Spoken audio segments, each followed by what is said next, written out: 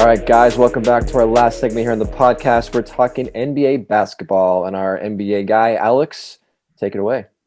Yeah, so just like Traden said, I'm going to go over our fantasy things as well. I am 6-0 and in first place. James is faring well. He's 4-2, and then both Traden and Tyler are 2-4. It's pretty embarrassing. Brutal. So the NBA is still going on. We're more of a quarter of the way through the season already, which is pretty insane. And this has nothing to do with what we're talking about, but we were all talking about it in our group chat while this game was going down. So this Wizards-Nets game that happened on Sunday. We're not going to get into it in the main part of my little segment right here, but I saw this crazy stat and I thought it needed to be said. So if you haven't paid attention, haven't seen this, the Wizards were down by 5+ points with 10 seconds left. They hit back-to-back threes and they won. In the last 25 seasons, teams that are down by 5+ points with 10 seconds or less have won 9 times, and they've lost 23,498 games. 23,498. And 2 of those 9 happened this weekend. One happened on Saturday. Oh my God. Is that one of the craziest things you have ever heard? 23,000 losses. I thought you were going to stop at like 23. No. Yeah. 23,000. It is in the last 25 seasons, so it is like a fair amount of time. But it's wild. I thought we had to talk about that. So moving in to the NBA, Dame Lillard, he did it again. He hit a 3 to win it for the Trailblazers over the Bulls. He did it over Paul George and the Thunder in the playoffs. He did it to the Rockets in the playoffs. Ty, Dame Lillard, most clutch player in the NBA. I mean, we have to talk about him. Yeah. So it kind of depends on how you define clutch. Yeah. For Dame's purpose, let's say it's hitting that buzzer beater shot. In recent years, I would say, Dame Lillard has been the most clutch guy in the NBA. Only 2 players in NBA history have hit multiple walk-off series clinching shots at the buzzer, and that's Michael Jordan and Damian Lillard. Only guys that have done that. And of course, pretty good company. And of course, this last one that he hit this week, another amazing moment. But I would say for closing out games, I think there are 2 guys that are better than Damian Lillard, and that would be LeBron James and Kawhi Leonard. LeBron James just closing it out because he can do it all on the floor. I mean, he can hit the 3, he can drive the basket, he can do a pull-up jumper, he can make a good pass to a wide open teammate, and he can play defense. We all remember the block that he had in that NBA Finals game against the Warriors a few years ago. He is probably one of the best overall closers in the game. He is 7 for 15 on go-ahead shots in the final 5 seconds of playoff games in his career. That is a better percentage than Michael Jordan in those same shots. But Kawhi Leonard might arguably be the most clutch guy in the game.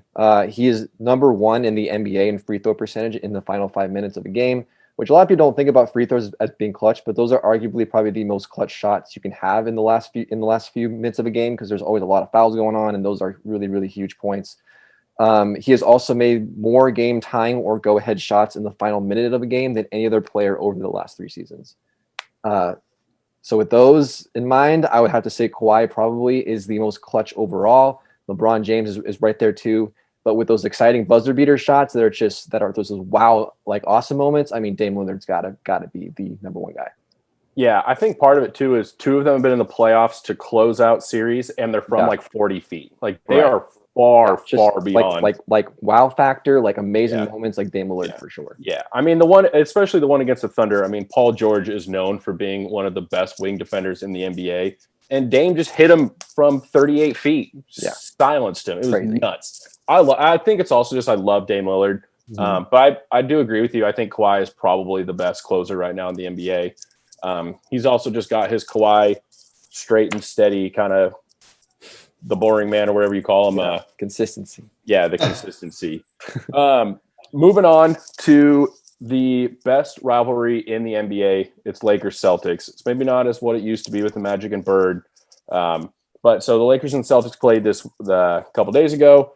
The Lakers squeaked it out They probably should have lost that game, to be completely honest. But I want to talk about Boston.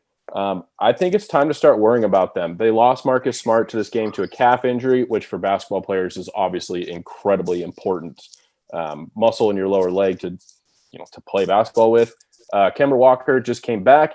He was 1 for 12 with 4 points in that Lakers loss, and he missed, I don't know, an 8-footer that could have won it for them. Eric, is it time to worry about the Celtics? I mean, they were all pretty high on our power rankings to start the season, and they feel like they're slowly dropping. I know. I feel like I had them super high and like not even the 76ers, and now that's completely changed. Shit, I don't know. As you just described that earlier, I put, we shouldn't be worried. But like, I don't know. If you think about it, we're 1/3 through the season. We're almost like 25 games in. There's 72 games, I think, this year. I forget how many, something like that. But so like looking at this second, like the 2/3 part of their season now, like they're on their West Coast trip. They got the Warriors tomorrow. They got the Clippers Friday. The Nuggets, the Raptors, the Jazz, the Wizards, the Hawks, the Mavs. Like these are their next games coming up. Then the Suns. After looking at the schedule like that, they don't have Marcus Smart. If they got Kemba Walker, who's kind of playing in slump mode, they're gonna drop down. This might make the tougher, playoff run for them. Like they're kind of doing what I thought the Sixers were gonna do this year and like start well and drop off. And that seems like what they're going to be doing right now.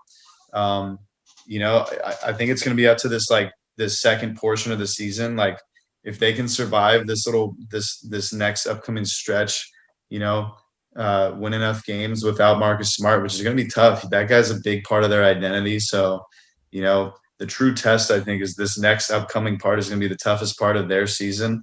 And if they struggle, they might have some identity issues, which may lead into the playoffs. So I'm leaving it up for grabs. But, now that I'm saying this more and more, I think I am a little worried about them. Yeah, I agree with you. I think it's time to worry. I didn't even mention they lost back-to-back games to the Sixers earlier in the week too, who are one of the elite teams in the East right now. They have Jason Tatum and Jaylen Brown, who are a dynamic duo, and they're playing well, and they're on my fantasy team, which is great. But they need more help. And I'm starting to worry about them. I was high on the Celtics at the beginning of the season, but I'm falling on them quick, or fading on them quick, I guess.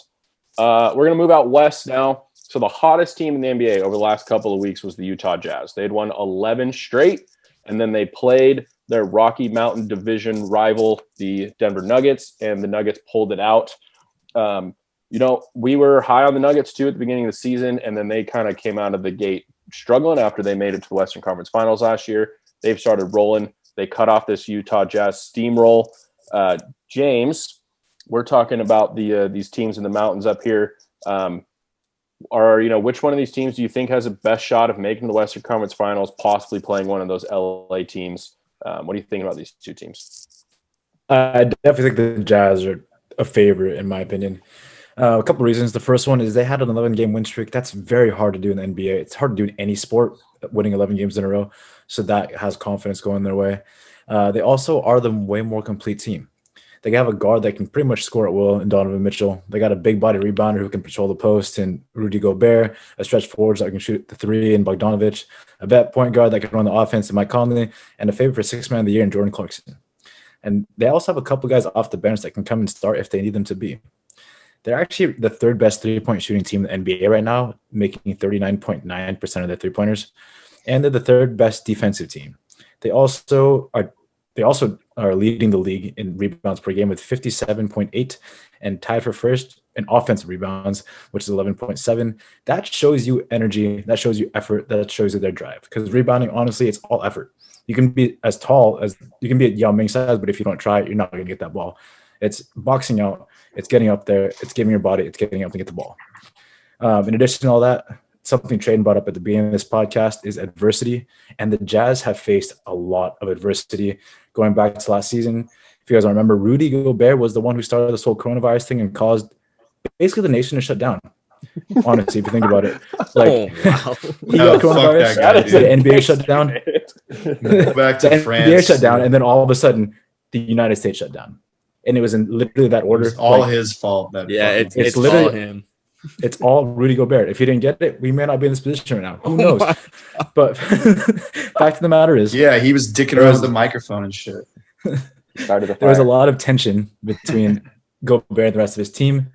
That's since been ironed out, as you can tell. Like, there's a lot of chemistry between that team. They've been through a lot, and adversity as a team breeds success if you can work through it, and that's exactly what they're doing now. Yeah, I love that. Those are all really good points. If it wasn't for Jokic, who's playing at an MVP-like level, I don't know where the Nuggets would be right now. But yeah, that Jazz team, Tyler, I think, mentioned it last week. They have a very good shot at being one of those final two teams that come out of the West. We'll have to see what they do the rest of the way. So last thing, the NBA All-Star game may or may not really happen. We just kind of talked about how stupid the Pro Bowl was. But there still are going to be All-Stars in the NBA. Traden, I know you're not the biggest basketball fan in the world, so I'm interested to hear what you say on this. Just your starting five. You can pick East or West or do both. Who do you got for that? And then I might go into it more depth. Get a little bit closer to it. All-Stars. What do you? So most of the names here. First of all, thank you so much for having me do this because I know everything about the NBA. Yeah, you guys are gonna love this. Second of all, I have no idea. Like, I only pick guys that I knew. Cool. So, I don't know why. I just pick guys that I knew. Okay, here we go. On. We're starting with the East. Okay. Def. At center, Giannis Antetokounmpo. Clearly, that's done, right? Forward, Kevin Durant. I mean, Kevin Durant, obviously. That's obvious. Forward, because Joel Embiid, he's on my fantasy team, but I saw him flop on ESPN, and I fucking hate him now. Julius Randle, I'm gonna have at forward. Yes, Randle. I love Julius Randle. He is playing damn good. He's not the reason the Wizards are ass.